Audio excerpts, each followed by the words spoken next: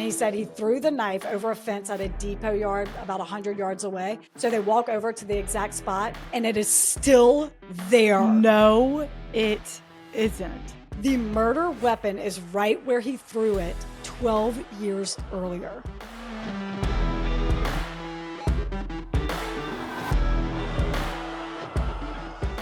Someone's now the cuter twin.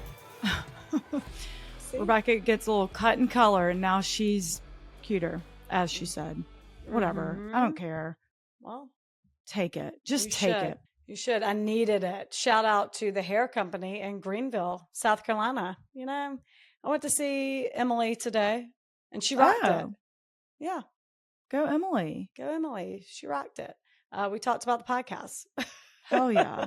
Where you're like, I'll give you a shout out if you not charge me $600 for this. Oh, I know. Everything's expensive these days. No, it was not $600. Don't worry.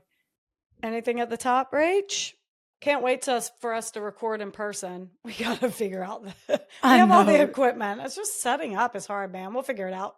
Oh my God. It's so daunting. I look at these cameras on my desk right now and I'm like, I don't want to figure that out. Someone just do it for me. I'm sending Barrett up there to help. Yeah. I'm like, oh my God, please. I already told him. So. Okay, good.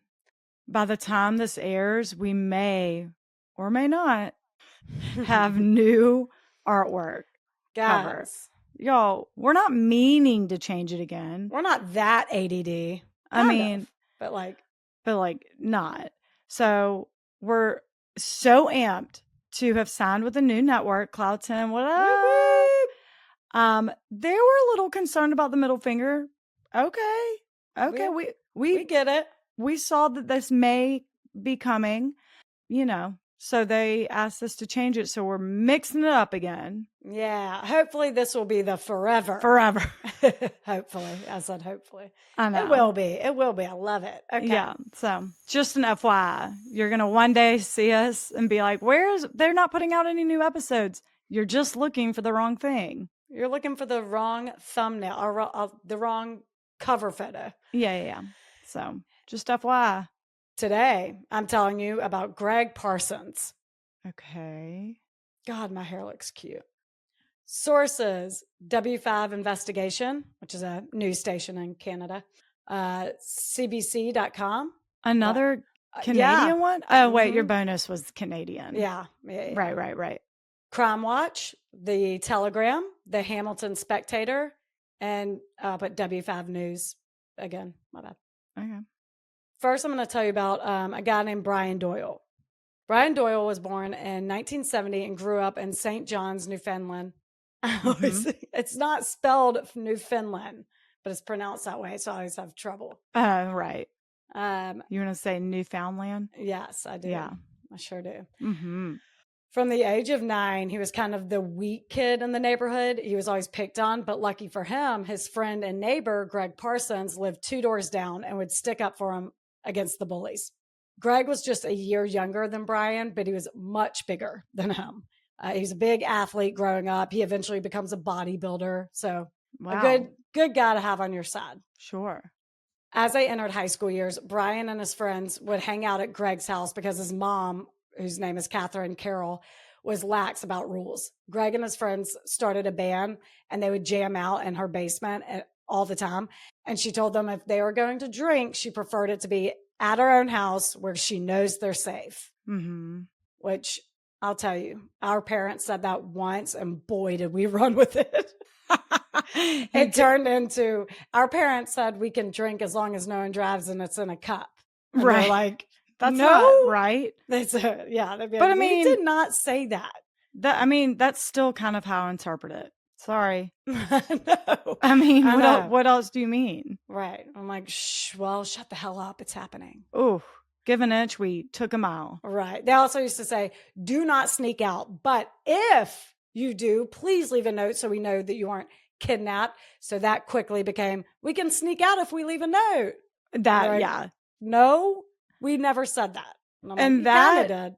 No, and they did. And that is the dumbest one because just because we snuck out willingly does not mean we're not in trouble.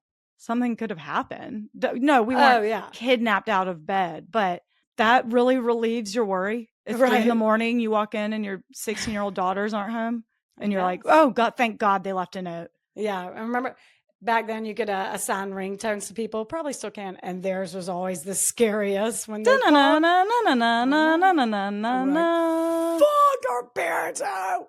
The They're out. Nokia. We're busted. The Nokia. Busted. They'd be like, "Get your ass home." Right, but we left a note.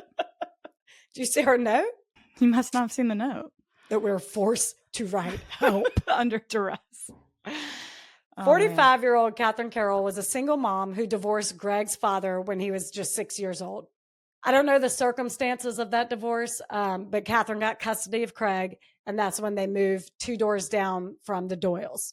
Catherine fought hard to give Greg a good life, but she battled with alcoholism, depression, anxiety, hoarding behaviors, and obsessive compulsive disorder. So that is tough. Yeah. And because of this, Greg was forced to grow up at a very young age. Resentment would build, and he and Catherine would fight. And I think even at one point, his father offered to let Greg move in with him, but he felt obligated to take care of his mom, given everything she had going on. Oh, I know, but it wasn't all tough times. Greg and Catherine would have fun. He often pranked her, apparently, and she found it hilarious. Oh, okay. A little saran wrap on the toilet seat, a little glass in your smoothie is never not funny, you know? As he got older, he took on more responsibilities to take care of himself so his mom didn't have to.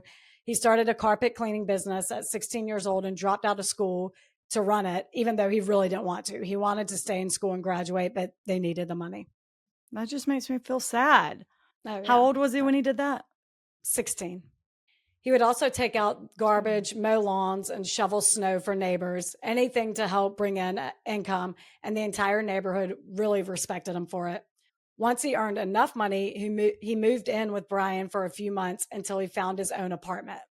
After Brian graduated high school, he got a job in St. John's and stayed in the area for the next few years. Meanwhile, Greg, who is 19 at this point, just started dating a 22-year-old named Tina, and he kind of became a homebody. So as a lot of friendships do post high school, they started to kind of drift apart. Which brings me to New Year's Eve, 1990. Greg and Tina watched the ball drop at her place, and Brian was at a big party nearby. A few days after New Year's, Brian was still nursing a hangover when he got a call from a detective asking him to come down to the station and answer some questions about Greg. When Brian asked what was going on, they told him Greg is a suspect in his mother's murder. Oh, shit. Here's the story that unfolds. On January 2nd, 1991, Greg wasn't able to get a hold of his mom for almost 2 days, and he was starting to get worried. He's used to talking to her every day, so he went over there and saw from the outside that the bathroom light was on. He went to open the door, but it was locked, so he used his key and started calling her name, but got no response.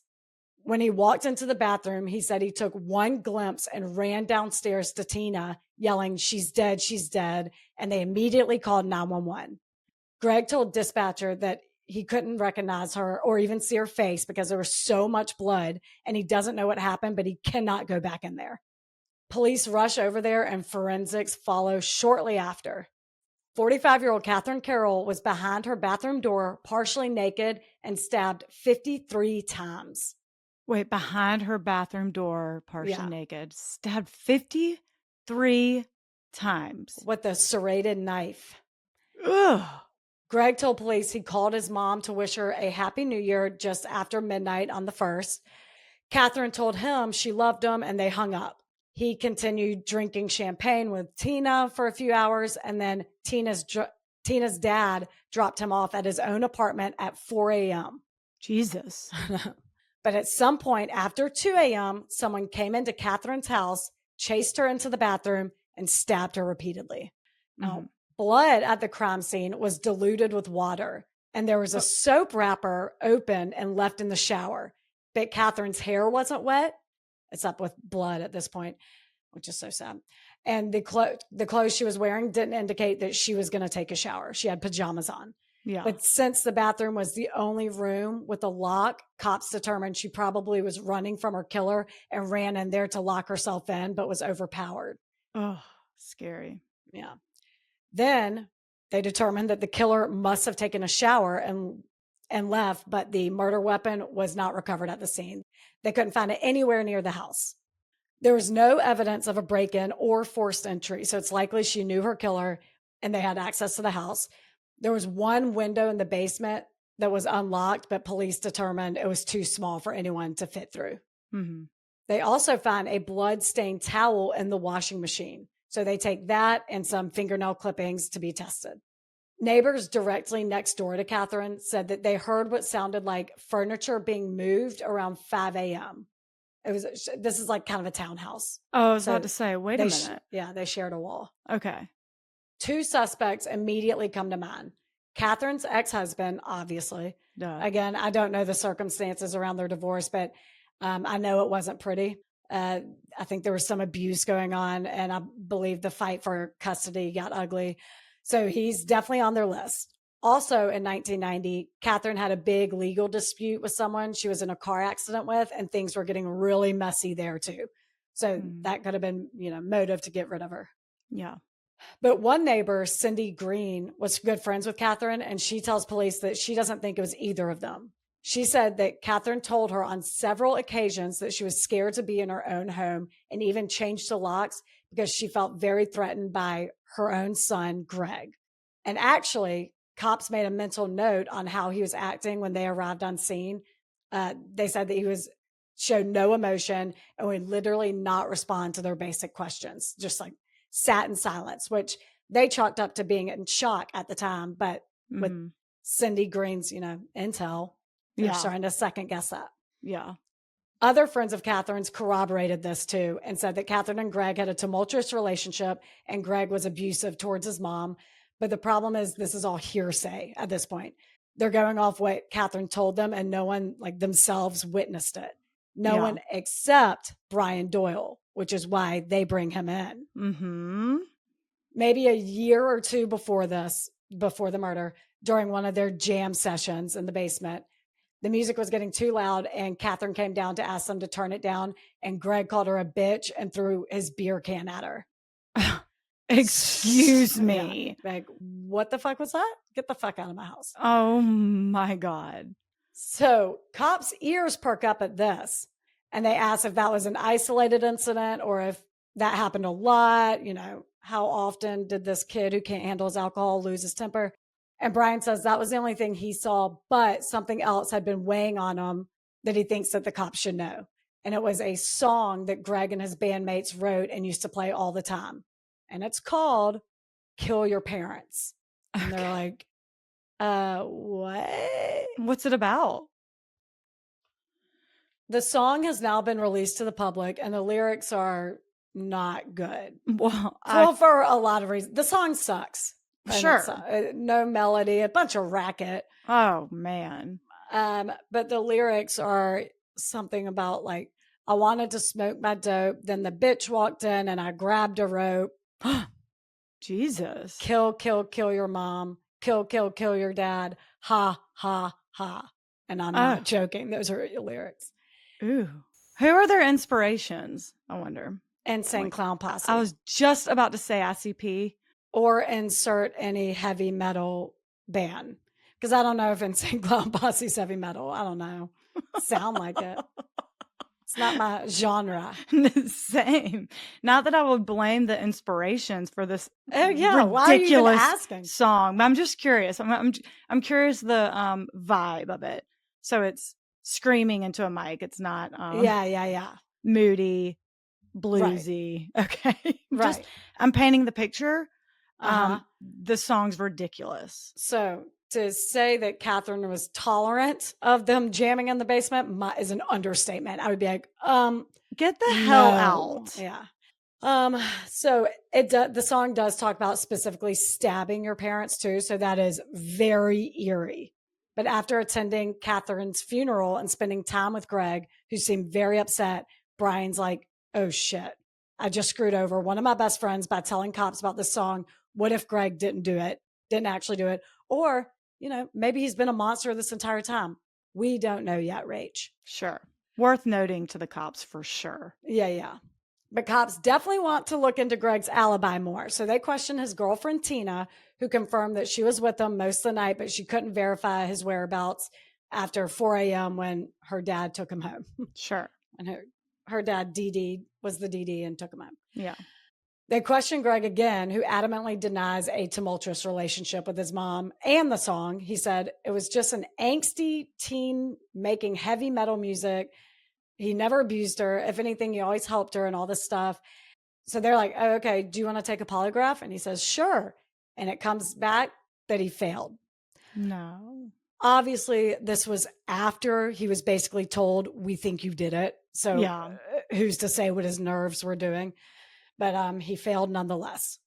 So they take his shoes and clothes to have him tested, which at this point is a few days later. So I'm not sure what taking his current clothes would do. Surely it's not the same ones he's wearing on New Year's Eve, but they did notice his shoes had a big dark stains on them. Ooh. So they rushed those off to the lab and test them, and they let him go. Just for blood. It's 1990? Yeah. Okay. Mm-hmm. Oh, yeah. It's not like, right. It can pretty much, well, actually, I guess DNA was in its infancy at this point. Yeah, it was. Okay. Sorry. But I don't get why they would take, like, surely he's not still wearing the same clothes. Oh, I know. Later. Yeah. I agree. But the blood on the shoe would be very telling. Yeah. And 8 days later, the results come back. And not only is it confirmed blood on his shoe, but it's the same blood type as Catherine's. Oh, Lord. And Greg Parsons is arrested and charged with first-degree murder. Mm-hmm. While they could determine it was blood on his shoes, the sample was too small to determine if it was actually Catherine's. They could only determine the type. Yeah. On top of that, the DNA results of the soap wrapper found at the crime scene and the tissue from under her fingernails came back inconclusive because it's, again, the early 90s and the samples were too small and too diluted with water from the shower. Mm-hmm. So Greg pleads not guilty and his trial starts September 1993. And this was a big media frenzy back then. But oddly enough, not many people know about it today, which it's not really talked about anymore, I guess. And we'll get to why in a little bit, but seems like it should be more widely known. Oh, yeah. Sure. So the defense argument is obviously lack of physical evidence and knocking the circumstantial evidence. However, 45 witnesses testified for the prosecution, and every single one heard directly from Catherine's mouth that she was scared of Greg and that they did not get along. Brian didn't what? Sorry. It just makes me sad, the thought of being scared of my little boy. Oh, I know. Like you're one, it was just them two. Yeah. The whole time. Mm-hmm. And then you grow up and he grows up and you're scared of him. That makes me sad. I know. And he has a brother. He just lives with he dad. Does? Yeah. He just lives with the dad. Oh, sad. Mm-hmm. Brian did not testify. And I don't know why he didn't, since he was one of the only ones who actually witnessed a physical altercation. But the jury did get a chance to hear the Kill Your Parents song, which the defense maintains it's just a stupid song written by moody teenagers that meant nothing. It's trash metal, man. Get with it. You know. Mm-hmm. Mm-hmm. And Tina testified that she was there when Catherine heard the song and she laughed at it. She thought it was funny. And she said something to the effect of like, I'm just glad y'all wrote a full song from beginning to end. So. Oh, Catherine seems great. Yeah, she seems very laid back. I'm proud of you no matter what. Sure. Can we cut the part about you getting the rope because you can't smoke dope? Right. That'd be good. But other than that, no notes. You've done great, son. Carry on. Notes. Yeah. Do you, ma'am? Oh, she's so tolerant. See? And then she grew up to be like, I'm kind of scared of him. Yeah. God. I know. She grew up to be like that. You know, he grew up and then she was like that. You get it. Sure. But prosecution says that's bullshit and creates the timeline of events that likely took place after Tina's dad dropped Greg off at 4 a.m. So he walked to his mom's house. He used the key to get in. She was asleep and he was woken up to her son attacking her. She fought like hell and ultimately tried to run into the bathroom to lock herself in, but she was overpowered. And because it's his house, he was comfortable being there, or, his mom's house.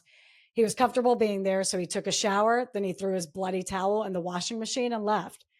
This is backed up by the no force entry, the unknown blood on his shoe, and the 45 witnesses saying, again, they didn't get along. Didn't she change her locks, though? He still had a key? At one point, like when he was, okay. yeah. I think once they reconciled, she gave him a key. They had a lot of okay. ups and downs. Like when he moved in with Brian for a few months, it was because they gotten in a big fight. Then they reconciled. So, you know, Yeah. he moved back briefly and then he got his own place, really. Yeah. Okay. After a 5-month trial in February 1994, the jury reached a verdict. The judge calls out first-degree murder, not guilty. Oh. Second-degree murder, however, guilty. Okay. And he is sentenced to life in prison without the possibility of parole for 15 years.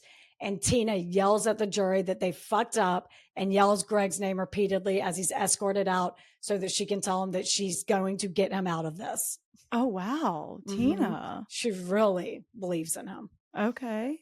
His attorney, Rob Simmons, wasted no time. He immediately filed for an appeal based on lack of physical evidence, stating that the investigators never considered alternative suspects or even considered alternative reasons for the circumstantial evidence they did have.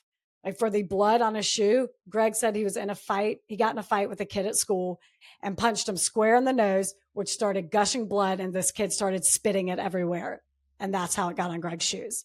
Well, that's verifiable. Where's that kid? That's my next thought. What I can't find is whether that kid testified in his trial. I'm guessing he didn't based on it being in the appeal. Oh my God. Can you imagine being that kid and you're like, shouldn't have punched me in the face? I'm not saying shit. That never happened. Good luck. Good luck at your murder trial. Right. I'm not saying shit. Right. So I'm guessing that they've never called him to testify. I have no idea.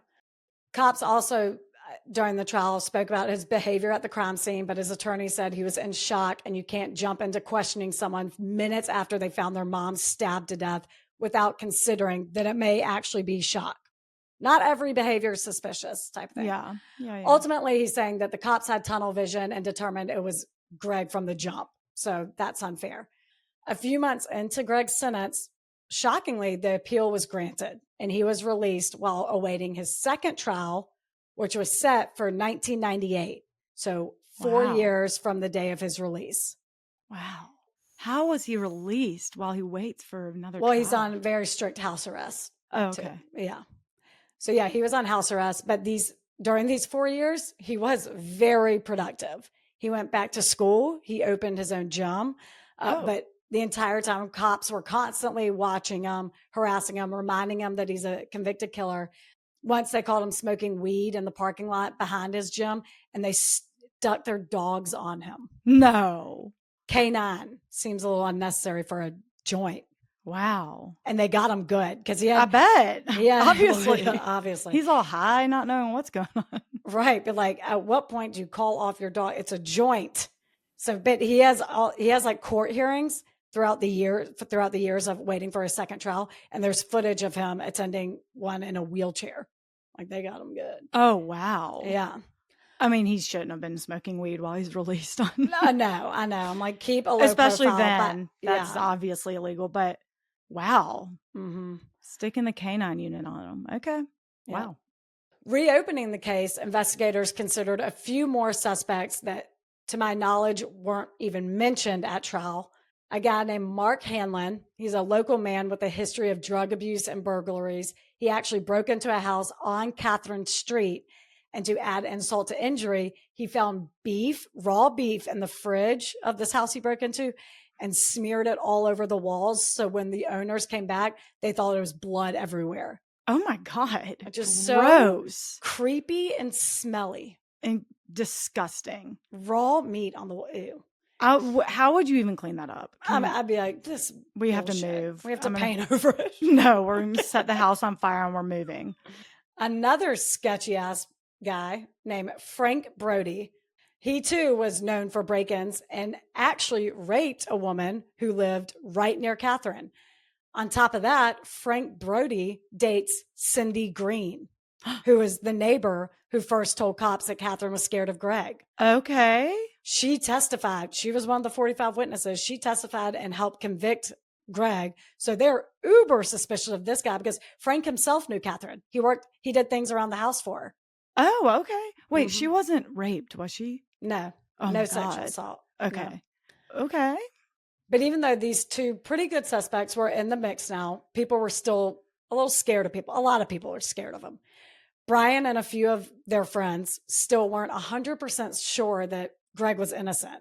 So they kept their distance, which I can see being scared of Greg if I were Brian. I mean, it was. Oh, yeah. He did it. Yeah, it was the information he gave that made them really zero in on Greg. So understandable that Brian thinks Greg hates him.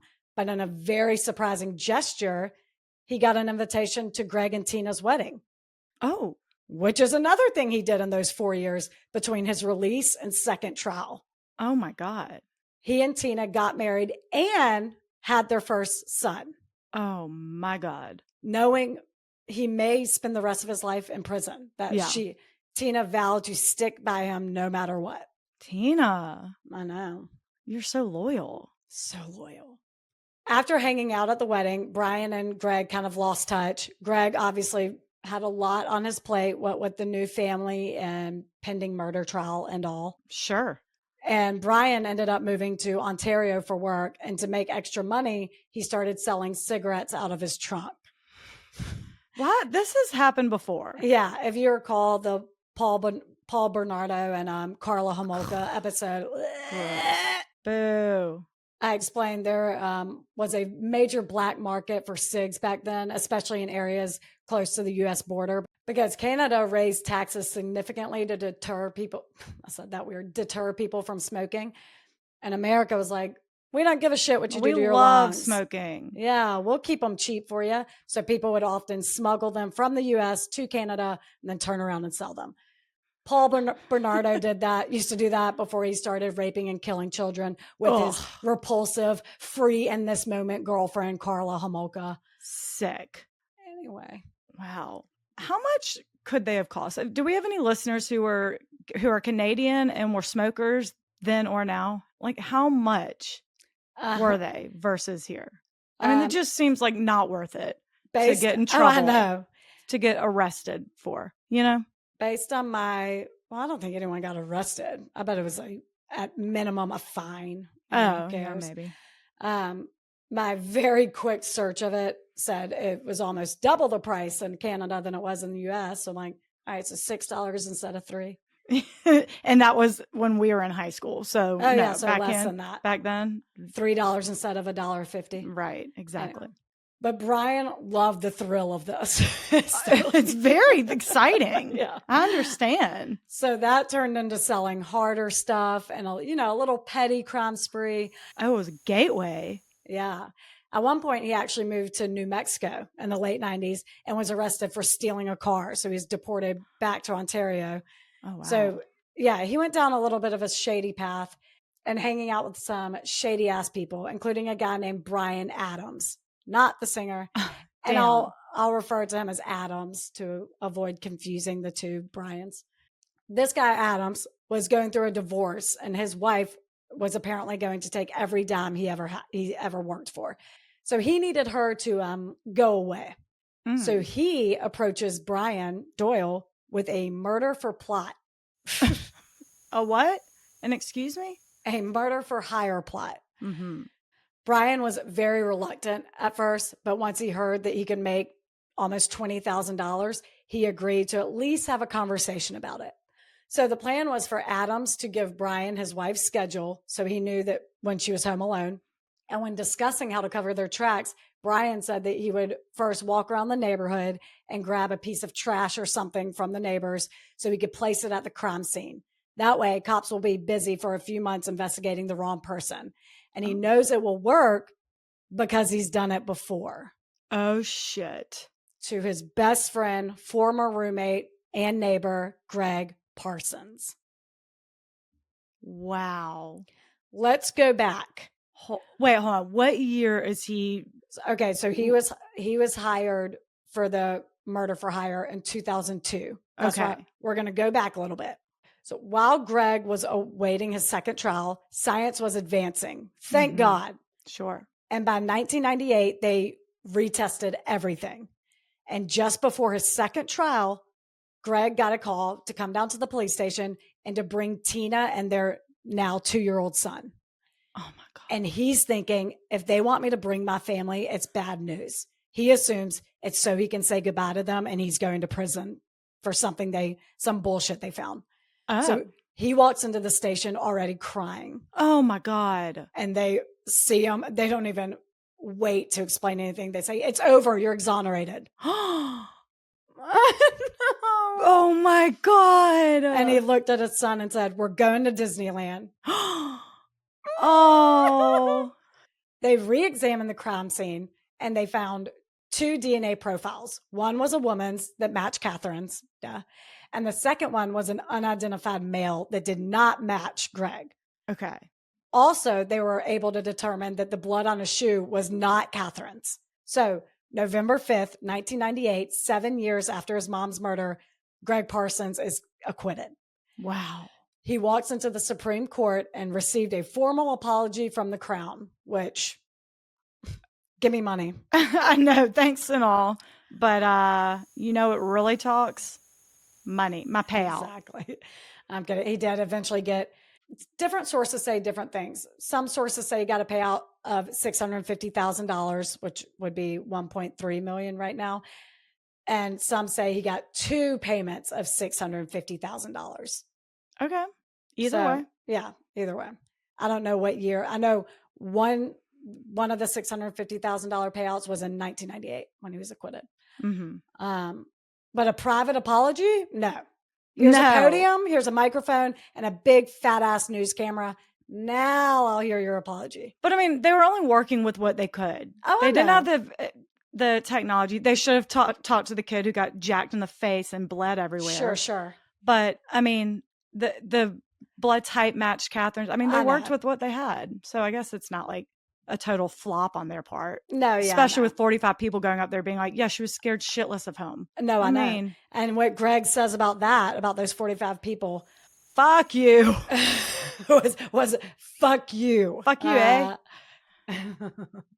No, it was that Catherine was in a habit of frequently lying about various things. Like once she called Tina, that's Greg's girlfriend, now wife, called her manager to tell him that Tina was giving out his banking information. I don't know what her job was, but Catherine later admitted that she made it up. Oh. And like I said, she liked for Greg and all his friends to be at her house, but then would later complain to all the neighbors about how they kept her up all night and all this stuff, how they're like taking advantage of her and all this stuff. So Greg chalks that up to being lonely, almost like she's bored. And of course, she has a lot of mental stuff going on too. So maybe, I don't know, maybe she likes a little sympathy from people. I have no idea. But sadly, because of Catherine's tendency to lie, it landed her son in jail. Oh my God. But so they never, did he throw the beer can at her is my question. That is actually never addressed. I'm guessing no, because he said she did not, well, she was never scared of me because I've never laid a hand on her and there's no evidence proving otherwise. He said they really did have a good relationship. Her struggles and his upbringing didn't result in Greg's resentment, only his sympathy. I mean, so much so that his dad offered to let him move in with him. And he said, no, he didn't want to abandon his mom. Yeah. Even after Greg! he moved, he seems wonderful. Oh, I feel so sad now for him. I know. He said after he got his own place, he went over to her house every day just to hang out with her, check on her. So, I mean, okay. Sad. Yeah. It seems good. And his situation wasn't as bad as it could have been. Thank God he got released and got a second trial. Yeah. An opportunity to prove him. He could have just been, they could have thrown away the key. I know. No, you did it. We already know it. You've already been convicted. I was like, bye. I know. That's what I was like. Shockingly, his appeal was granted because I would just assume that they'd be like, no, we have who we have. And whatever. We did it. We're good. And he in total spent just under 70 days in prison. So I know a lot of people have, it's sad to think how many years people have spent serving a sentence serving for a crime they didn't commit. Yeah. Really got Wow, he got out easily, actually. That's great, considering he didn't do it. It still sucks he even had to spend one single second there. But no, he was a prison on the outside world too. No one would hire him. Oh, yeah. No, he said he actually said life sucked. So, that's true. That sucks. So 1998, Greg is free and they have no leads. By 2001, they tested and ruled out 150 people, including those 2 sketchy local guys I previously told you about. Yeah. So without any other suspects, people around town still low-key thought it was Greg. Even though he had science on his side now, his son once came home from kindergarten No. and said, "Dad, I learned why you went to jail. You killed your mama." How heartbreaking and how caught off guard he must have been. And he's like, "The fuck I did." What parent is telling their 5-year-old son about this? I know. That's fucked up. So he was like, "No, you tell that punk ass I was acquitted." Fucker. Yeah. And then I'm going to show you how to jack someone in the face. Anyway, so cops were at a complete loss until an anonymous person called them. Remember how I said that Brian and some of their friends used to get together and talk about who they thought the killer was? I don't remember you saying that. If we can be honest for a moment. No. Okay. Well, I said that earlier and that happened. Okay. Wow. One of those guys. Some friends. Some friends. No, talk about who they thought did it. No one thought Greg did it except Brian. Oh, okay. One of the guys in this conversation, he's anonymous, but he called the cops and said, Brian always pointed the finger at Greg, but it came with such a laugh that creeped the rest of them out. Like he thought it was hilarious. So the guys were like, "What the fuck is wrong with you?" Okay. Which part is funny? That someone got murdered or our friend's the murderer? Like, what are you laughing at? That's, yeah, creep. When cops saw that he moved to Ontario, they actually called his brother in to give a DNA sample. I don't think he knew it was actually Brian they were interested in. I think he thought they were just doing their due diligence. Mm-hmm. And it came back as a partial match. So now they were willing to put some man hours into surveilling Brian Doyle in Ontario because it's really far from, they weren't going to jump on a plane based on some guy's anonymous tip. Yeah. So as luck would have it, Brian's a smoker. Obviously, he's very passionate about this sales price of cigarettes. Free cigarettes for everyone is Brian's campaign. So well, not free, but cheaper. You know. So it didn't take too long for him, for the cops to see that he was smoking outside and throw his cigarette on the ground. They pick it up, and there you have it, a 100% match to the skin found under Catherine's fingernails. The fuck is his problem? But cops wanted more than DNA. They wanted a confession. So they sent Constable Brian Adams to go undercover and pretend to be shady as shit. Okay, Mr. Big. Yep. Is that what it's called? That's a Mr. Big Op. Well, yep. Brian Adams was not going to be Mr. Big. That is his real name. So I wouldn't have told you that. Sure. He just pretended to be some shady guy who liked to also, sell cigs on the whatever. Mm-hmm. On the black market. And on the black market, and who also wanted to kill his wife. So yeah. So anything that Brian Adams said, Doyle ate it up. He loved it. And he wanted the stakes to be higher. Enter the murder for hire plot. Adams, who was pretending to be a drug dealer, I think, or whatever he was doing, told Brian that he himself works for someone else. So they first need permission from his boss, Mr. Big. There you go. There it is.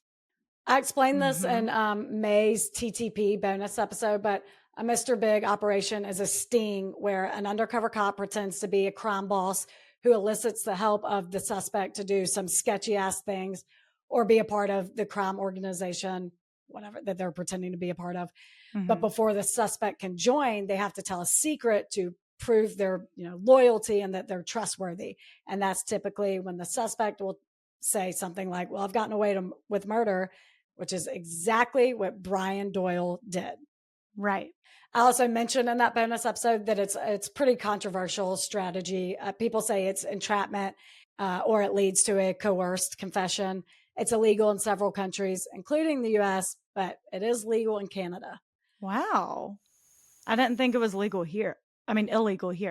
I said that in the bonus and you weren't listening, I guess. I know it does surprise me. No. Yeah.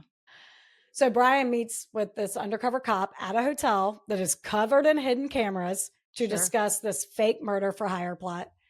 Everything is going according to plan. Brian is more than willing and very excited to kill this fictional woman. Again, he says he's gotten away with murder before, and he goes into every detail. He says that on New Year's Eve, 1990, he was at a party and got an impulse to pay Catherine a little visit. Why specifically Catherine, his friend's mom, he doesn't really say, but he says it's assumed to be sexually motivated. He said sex was in the back of his mind, but to me, I'm like, it feels like you just got an urge, and That's so. you wanted a vulnerable woman nearby. Yeah, is what it sounds like to me. And she wasn't sexually assaulted. No, but Okay. she wouldn't have the chance to be. She ran like hell the moment she woke up. Oh my God. Yeah. Okay. He says he crawled through the basement window, the one the cops deemed was too small for anyone to fit in, which if they only asked Greg back then, he would have told them that's how all his friends used to come into their house. They would always hang out in the basement. So his friends came in and out that way. They always did. So anyway, Brian said he cut his hand on the way in, wiped it on a bath towel that he found, and threw it in the washing machine. He went to the kitchen, got a serrated knife, and stripped off his clothes, which was mainly so that he could change back into them and go back to the party. But that's when he said he also had sex in the back of his mind. He then snuck into Catherine's room, saw that she was sleeping, and when he was climbing on the bed, she woke up disoriented. Oh, God. Fought him off and ran into the bathroom. But according to him, she didn't yell. I think she was in the middle of like a freeze and flight. So she couldn't yell, but she could run, which is why neighbors never reported hearing screaming. They only said it sounded like furniture being moved. Yeah. So Brian said he just kept slashing her. Just a gross term. And the undercover cop is like, oh, so you remember the actual killing? You remember like stabbing her? And he very, very casually says, yep, it was dirty. Blood was covering the walls, floors, ceiling, everywhere. Yet she wouldn't die. So he just kept going and going and going 53 times until he heard this noise coming out of her mouth. And he does an impression of it, which is so disgusting. This is 12 years later. And you can tell he thinks about it often with pride. Yeah. He's such a sick fuck. What is it, like a gurgling? Yeah, it's a deep, almost like hoarse exhale. And the undercover cop goes, oh yeah, I've heard that before. That's the last of her air coming out. And he says, yep, so casually. He said afterwards he felt untouchable. He could do anything he wants and no one's going to stop him. Yeah, you can really get away with a lot. You threw your own bloody towel in the washing machine. Right. Whatever. Real John Gotti over here. Mm-hmm. With Catherine lying on the floor, he steps over her dead body and showers. Then he got dressed and went back to the party. Mr. Big / the undercover cop asked how he felt when his friend went to jail for it. And he said, amazing. I hate this guy. Such a punch him in the neck. Yeah. Oh, you're going to hate so much. Oh, more. No. It only gets worse. It only gets worse. Great. He's such a dick.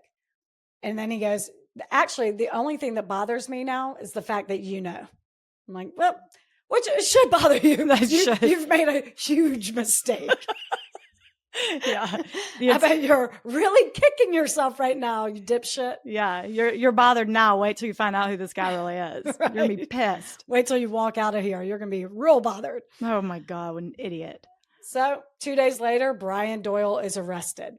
He makes a full videotape confession, another one. This time he knows the camera's around. Okay. And again, he doesn't specifically say why. Yeah, again, he mentions that's annoying. But he does elaborate a little more in a more recent hearing. So we'll get into it. But I kind of think he's full of shit no matter what. Like it's concluded that it was sexually motivated. But I'm like, I really feel like you just had an urge that he's always had, and he scratched an itch. I don't know. Okay. We'll get into it. But okay. In this tape confession, police take him to Catherine's house and he walks them through everything. And he said he threw the knife over a fence at a depot yard about 100 yards away. So they walk over to the exact spot and it is still there. No, it isn't. The murder weapon is right where he threw it 12 years earlier. And it's only 100 yards away? 100 yards away. Okay. Now I am it's like, on some video. of it is flopped. I mean, I was like, they only worked with what they had. I know. No, they got tunnel vision pretty early. Okay. And they're like, nah, we're good. We know who did it. Wow. He is cuffed, explaining, like, I just threw it over that way. So the cops go over there and they're like, is this it? And he's like, yes. 12 years later. Fucking mind boggling. Yes. And it's outside? Outside. What? How batshit is that? So Greg said when he heard Brian was charged with the murder, it felt like he'd been shot in the stomach. Huge gut punch. Yeah. He thought about this killer every day for over a decade. He went through a list of everyone he knew every single day. Was it this person? No. Was it this person? No. Was it Brian? No. Almost immediately ruled him out because he didn't know what a piece of shit his friend was. He thought back at the wedding, which was the last time they hung out. Yeah. And he took a gander in the guest book. And Brian Doyle was the very last signature, which had a note next to it that said, hi, hi, hi, bye, bye. Remember, his wedding was when Greg was awaiting second trial. So he was, in that moment, a convicted killer at the time he got married. So bye, bye, meaning you're going to jail. Yeah. Taunting him at his own wedding. And Greg's all, like, that's not an inside joke with them. You see, he does it. Yeah. There's an interview with Greg and the camera, like, does a little pan of the guest book and it's just signature. No one has a note. No one has a note. The very last one's signature, Brian Doyle. Hi, hi, hi. Bye, bye, bye. Okay. It's so fucking weird. Yeah. So Brian is charged with first-degree murder, but behind closed doors, he struck a deal to plead guilty to second-degree murder, and there would be no trial, and he would get a chance at parole in the future. Prosecutors convinced Greg to move forward with this since there's no guarantee of a conviction. This way he would still get life in prison, blah, blah, blah, as they do. So he agreed to it. And they only spent like 5 days in court. In those 5 days, Brian avoided Greg at all costs until Greg called him out and demanded eye contact. Oh, okay, Greg, let's go. And when Brian finally looked at him, Greg stood up and said, I hope you suffer. Which is pretty badass move. Yeah. In 2003, Brian Doyle was sentenced to life in prison with the possibility of parole after 18 years. Oh, God. But he's out. No. But here is what's so infuriating. Oh, damn it. When Greg agreed to this plea deal, he had no idea about the Mr. Big operation. He didn't know there was any type of taped confession anywhere. Oh, he was like, I would have gone to trial all day. Yes. Oh, shit. Until 2018. He found out in 2018. He watched that Mr. Big operation. What? He didn't know that Brian showed them the murder weapon. He didn't know they had the murder weapon. Oh, that's so screwed up. He and Tina were and still are pissed. They said they felt cheated, which they were. Yeah. Because now they say not many people even know that the real killer was arrested. They don't even know Brian was arrested. He was in and out of court in 5 days. No trial, no real media, no dredging up the first trial and highlighting the wrongful conviction of Greg, which is why Greg and Tina think prosecution told them to take the deal, obviously. Yeah. They wanted to get this done and over with as quickly as possible so people aren't reminded by the fuck up the first time around. Mm-hmm. And poor Greg was blasted on the news every single day for 5 months during his trial. So that's unfair as shit. Greg, we're here to clear your name. Oh, we're here, buddy. And yeah, because obviously that has to be the only reason, because this is an airtight case. It's an easy win for prosecution. You have his DNA, his confession, and the murder weapon, which he showed you on video. Right. To echo Tina's point in an interview with W5, if you can't get a guilty verdict with all that, you're in the wrong business. That's right. I mean, y'all got a conviction on Greg without any evidence whatsoever. So you got this. You got it. You got it. Mm-hmm. Ugh. Yeah, they didn't want all that public. No. The murder weapon was only 100 yards away. Really? Y'all didn't find it? And it was still there 12 years later? Did y'all even look? Right. And given outside that damn bathroom? I know. Jesus. And given that, this was over a decade, this murder happened over a decade prior, the media is going to have to recap what happened and what that means. And then the police targeted the victim's son. They don't want any of that. No, let's put Brian Doyle away and get it over with. So in 2018, Brian Doyle was up for an escorted temporary release to attend AA meetings outside of prison. And Greg flew to British Columbia and read a very emotional victim impact statement specifically highlighting all the shit he said during the 4-hour sting operation on camera. In this hearing, Brian was asked about the murder, and he said that he was abusing drugs and alcohol at the time because he couldn't come to terms with his homosexuality, and it sent him into a murderous rage. His parole officer further, and that was a little bit more elaborated as to what the motive was. He was harboring some demons. Oh, what? So in his eyes, no one gives a shit if you're gay.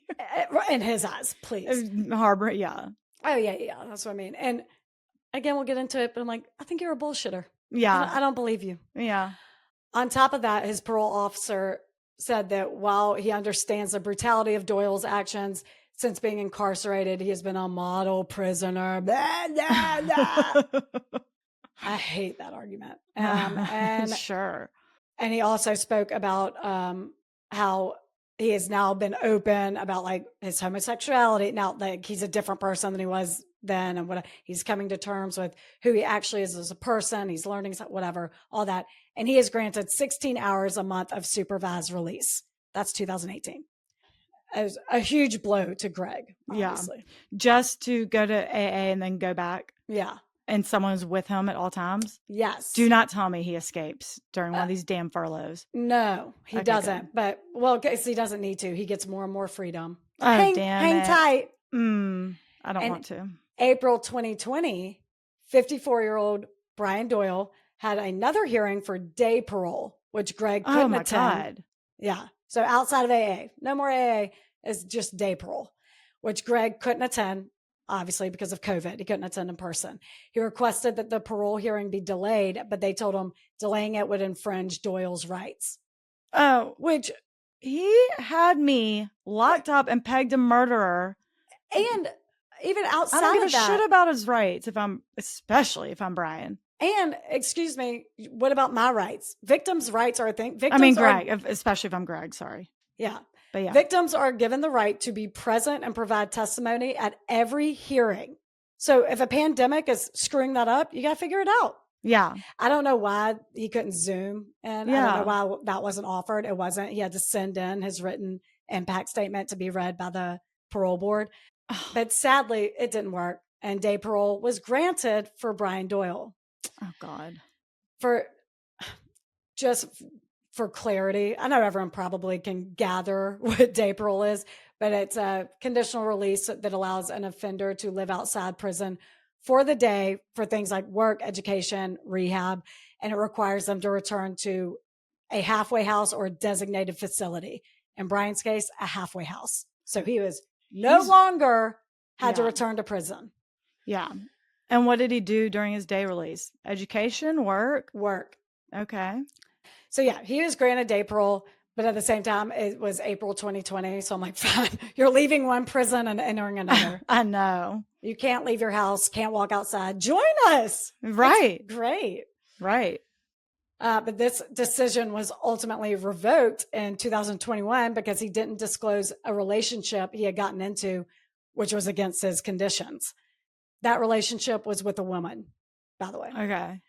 Which he could be fluid, whatever. If he weren't a monster, I wouldn't think twice about it. But I'm like, wait, okay. So were you bullshitting? I further question this as more stuff happens. But okay. I'm like, were you bullshitting on that first hearing as to whatever? Yeah. So on top of that, Greg got to be there. So this 2021 hearing is for consideration of revoking his day parole. Mm-hmm. So Greg's like, I'm going to be there for that one. Yep. And he read a 30-page impact statement that apparently left the entire room in tears. Oh, see, that's what you don't get when a parole board member is reading your impact statement. Right. The emotion behind it. Exactly. Okay. And those Go, Greg. Impact statements aren't public, although he did say he was going to make it public, but I couldn't find anything. But I imagine it was heart-wrenching because he seems like a wonderful, sensitive man. Yeah. At the end of this, Brian again said he was sorry to those impacted by his actions and appeared a little remorseful. Then at the end of the hearing said he wished that everyone could just, quote, move on and find peace. Fuck off. The parole board quickly called out as not sounding remorseful at all. No. That's actually a dick thing to say, and actually pretty passive aggressive considering you're clearly talking to Greg. So screw off, and it's revoked. Good. 2022. He was granted 3-month day parole. Wait, 3 months? Day parole. Oh, he's gone for 3 months. Yes. Going back to the halfway house every night. He has to report back to the halfway house. But every night. Every night. Yeah, for 3 months. This came without incident. So in 2023, he was granted more freedom. Yeah. Day parole with no set end date. 2024. He's out then. I mean, you're released from prison. Why are they even calling it day parole at this point? I know. Their whole goal is to slowly transition him back into society. And I'm like, fuck off. Because in 2024, last year, this was again revoked because he again got into another relationship that he didn't disclose. They found out he was drinking, which he is drinking and drug use of any kind, obviously prohibited. Right. They found out he's drinking again. And he was fired from his job for sexually inappropriate behavior towards a younger female coworker, which his employer warned him about 3 months prior. So he did inappropriate things, got warned about it, continued doing them until he's fired. The specifics aren't released about what he did, but when asked about this incident at the hearing, Doyle said, oh my God, he's so fucking piece of shit. He said, move on. He said, who cares? Doyle said, it was all a misunderstanding. And this younger female coworker may have seen a picture of him shirtless on his phone, but she never expressed any discomfort to him directly, and then implied that she had a vendetta against him. This guy sucks. Really. No, she's probably not going to express her discomfort to a convicted murderer. Right. What she'll probably tell her boss so that he can handle it. Yeah. Which is exactly what she did. And probably that warning you got 3 months prior. Right. Like, this guy is a menace to society. Get him the fuck out of here. I'm so annoyed. So she has a vendetta against me. No, she's scared of you. Right. You're a monster and she knows it. So she just nervously laughed at your heinous picture. Right. And then ran to her boss and was like, can you fix this? Yeah. Or she laughed because you're a Teletubby. Fat sack of shit. Is he? Yes. Can we hit the gym yard? I mean, is it the gym yard in prison? Yeah, sure. Whatever. I don't know. He doesn't know. He doesn't know where it is. Someone point him in the right direction. Right. So it was this lack of accountability that made the parole board say, you know what? Let's not do this. Right. Thank you. It really, the more freedom he gets, the more trouble he gets into. Like, he says he's a changed man in 1990 and that his life was controlled by alcohol back then. So they give him a shot into society and he starts drinking. No. Right. He's given, again, various reasons for why he killed Catherine. You know, at one point he said that they were in a secret relationship and she tried to end it and he snapped. He's just trying every exactly. excuse. He's just throwing to see what sticks. Right. I didn't even bother to tell that. But he said that at one of the hearings, whatever, the fuck cares. He said he was trying to suppress his, homosexuality by attempting to rape her. But overall, it appears that I guess it was sexually motivated one way or the other. I have no idea. Mm-hmm. So they give him a shot back into society and he sexually harasses his younger coworker. I'm like, no, you're under a very watchful eye. This is your trial run into being back into the community. And it seems like you can't help yourself. So let's be done with this. Yeah. Yeah, I agree. I do get that program for some offenders. That's good. It probably should be a slow transition. Oh, yeah. Not this one. No. Yeah. No. God, he can't even. Especially not with everything that came with it. If I would say no for all murderers, but if it was a guy addicted to drugs, alcohol, and he killed a random woman, never to be seen again, and just ran off and suppressed all his whatever. But no, he pointed the cops in the direction of his best friend. Yeah. He attended Catherine's funeral. He went to Greg's wedding and taunted him in the guest book. Yeah. He was more than eager to kill another woman for who he thought was a crime boss. I'm like, no, you're not. You're done. You're a menace. You're a menace to society and you need to get the fuck out of here. Mm-hmm. It's a waste of everyone's time. And they agreed. That's great. They did agree. But it's also very triggering to have to rewrite these impact statements every year for Greg. Yeah. And have to face this schmuck in person, which you wouldn't have to do if this jackal had been convicted of first-degree murder in the first place. Yeah. It'd be life without parole. Greg could move on. And Good riddance. Anyway, Greg and Tina are still married. Yay. Oh, good. Of course. Oh, my God. Talk about a solid relationship. Y'all been through it. They met at Burger King when Greg was just 16 and she was 19. And they actually, they only started dating when he was 19. She was 22. So I'm like, wow, y'all have been through it. Mm-hmm. And today, Greg is a fireman in St. John's along with his son. Stop. They work together. Oh my God. You see this little boy on camera being like hustled into a courtroom in the mid 90s with cameras in his face, having no idea what's going on. Then you see him today and he's a first responder with his dad. Oh, I love that. Oh, it gives me goosebumps. He also said that his son said his parents did such a good job raising him. He doesn't feel like his childhood was affected by this at all. Oh, good. Aside from that prick in kindergarten. I was about to say, he doesn't remember that asshole's name from kindergarten. Right. Greg also is an advocate for the wrongly convicted. He is forever grateful to evolving technology and science because without it, he would still be sitting in a federal prison today, which, my God, what a weird thing. I mean, like, what a weird realization. I know. And to think of how many people are sitting in a federal prison for a crime they didn't commit is fucking awful. Yeah. I was just thinking that. A lot of people are. Mm-hmm. A lot, or to like would be exonerated this year. Right. You know. Yeah. Decades and decades later. Right. Oh, God. Oh, God. Awful. So that is my story of the deceased victim, Catherine Carroll, and the living victim, Greg Parsons. Oh, my God. I know. When I came across Greg's interview of him and Tina mentioning how unfair it was that Brian wasn't dragged through the mud in the media like Greg was, and not many people know that the real killer was actually caught, I felt inclined to tell it. Oh, yeah. That's why we're here. That's why we're here. Y'all, don't worry about that. Greg said if he had it his way, a Netflix documentary would go. He wants it out there. Yeah. Not a problem. Not a problem. Netflix. I'm so unsatisfied, though. It just doesn't make sense. I know. Why did he do that? I know. Why her? Was he planning it for a while and said like New Year's Eve is it? Or like he just got drunk on New Year's and was like, tonight's the night. He said he took LSD and got wasted and had an impulse. He actually even stole someone else's shoes. They were 2 sizes too big, just in case. So I'm like, oh, you were really wow. That's you got it. Premeditation. I know. That should have been first-degree murder. I mean, easily. He admitted that? Yeah, and the 4-hour sting operation. That was that was a part of Greg's victim impact statement once he found out about the sting operation. That was in one of them. I wish the whole thing would be released. I want to read it. Mm-hmm. Oh, because my God. All right. Well, actually, I'm going to start with customs because look at you go. I think it makes more sense.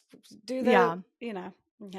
And let's use this time real quick because we did talk about this on the bonus episode, but for everyone, just so you know, Patreon tiers are changing. Apple subscribers, we can't have tiers there. So it's still going to be the $5 one bonus episode. Oh yeah, you're not changing. But for Patreon, you can do tiers. We're going to add 2 more, switch things up a little bit. It's going to be a lot more focused on content, less on like the merch and gifts, because I feel like that's very much taking away from what you really want, which is bonus stuff. Yeah. So just FYI. God, I know we've mentioned it before, but it's really coming. We've got to find time to focus on it. Also, the merch restock. We know. Oh yeah, we're figuring that out too. We're figuring that out. I just don't know. Y'all, it's so. It's a lot. It's a lot, but we love it. It's a great problem. No, these are champagne problems. Mm-hmm. Okay. Customs. Special shout out to you, Julie Wilberding. Did I say that right? Julie Wilberding. Eleanor told me about you, including the fact that you're a quadruplet, which blows my damn mind. What? Yes. 3 boys, and she's the one girl. Stop. I have so many questions. And a lot of questions for your parents, actually. Oh yeah, absolutely. May God have mercy on their soul. That ratio is boys are insane.